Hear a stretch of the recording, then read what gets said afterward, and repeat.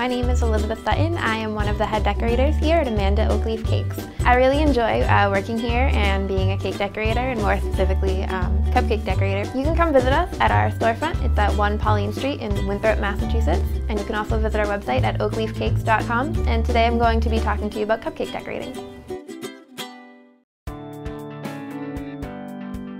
I'm going to be talking to you about some of the basic techniques of cupcake decorating. So you first want to start with the piping bag. I'm going to show you how to fill one. It's pretty simple. You want to turn it about halfway inside out and insert your piping tip. Make sure that the hole that you have cut into the bottom of your piping bag is big enough to accommodate the size of the tip.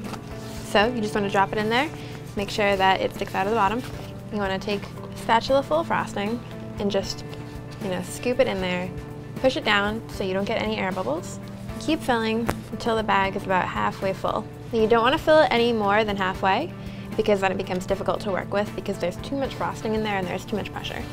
So you can turn it back so it's not inside out anymore. You want to just push all the frosting towards the end of the tip. Tighten the top so that no air can get in and no frosting can get out. When you're decorating a cupcake, you don't want to put the tip too close to the cupcake or else you'll get cake crumbs in the frosting. It's a big mess. You don't want to do that. So just general swirl, and that's how you use your piping bag. A different type of piping bag for a smaller tip, this requires the use of a coupler.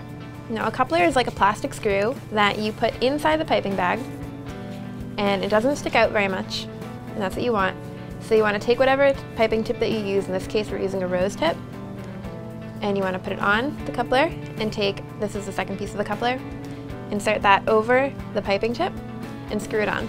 And this way you can change the tip to whatever piping tip you want without having to change the bag entirely. This is a small bent edge spatula, and you can use this to correct any kind of mistakes that you've made on your cupcake, or you can use it to spread frosting on a cupcake for a more homemade look.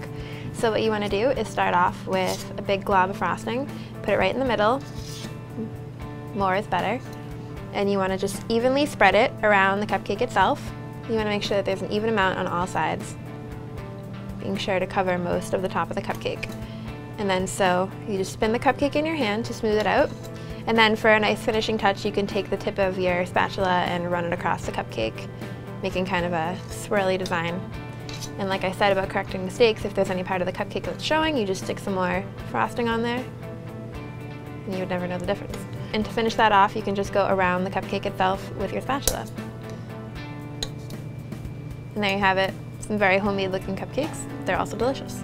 Another thing to keep in mind is you want to use your frosting right after it's been whipped, or else it will settle and get spongy, and nobody likes spongy frosting either. These are some of the basic techniques of cupcake decorating.